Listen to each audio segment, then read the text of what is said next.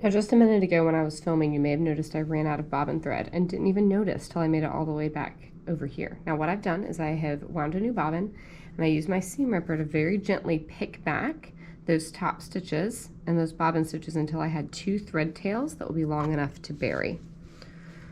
Next, I'm going to bring this new thread right over to where the stitching ends from before. See how I'm just holding all these in the right direction so I can see where that stitch is. Raise my put my needle down and raise it back up. Wait for my long arm to finish doing its janky thing where it goes up and down too many times. Remember, I don't have a fancy long arm. I have a functional long arm. And you know what? Functional gets the job done. Practice makes progress, and finished is better than perfect. All right, so now I have these 4 thread tails, and I'm going to take my scissors and trim them all off. Not exactly the same length, but you know, make sure I've got kind of enough length to be working with later.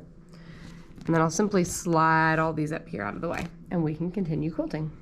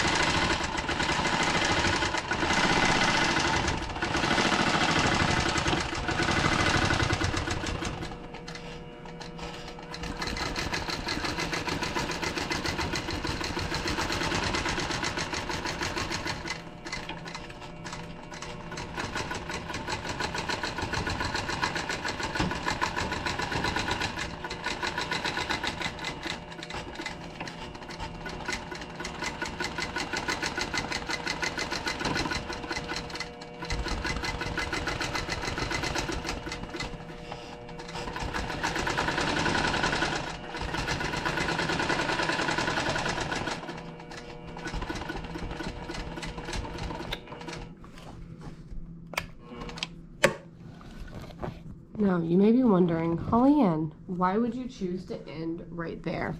I decided to end right here because I already have threads to bury in this same spot, so I just brought my thread right back to where we started a few minutes ago. You can see I'm pulling this bobbin thread up.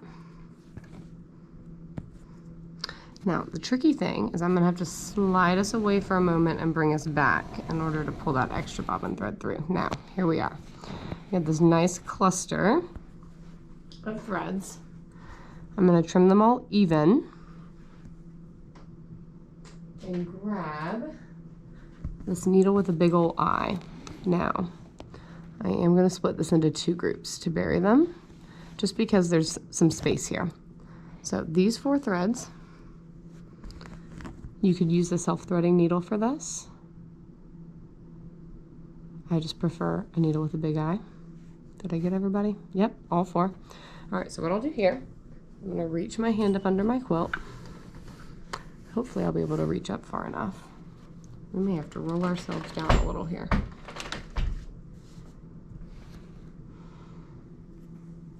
All right. Reach up under here so I can feel right behind the quilt and run this needle under the top and pull it through.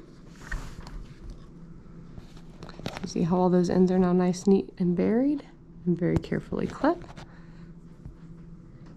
And I'm going to repeat with these 2 threads. And I decided to bury these in 2 groups simply because there was enough of a gap between them that I would have ended up with a big lump of thread kind of traveling on the quilt top a bit. So this I can enter here, making sure I stay down in the quilt. Again, try to run it, a good inch, as much of that needle's length as possible. Tug it in. And now, that start and stop is virtually invisible, especially when you're at a reasonable distance. Right now, we're just a couple inches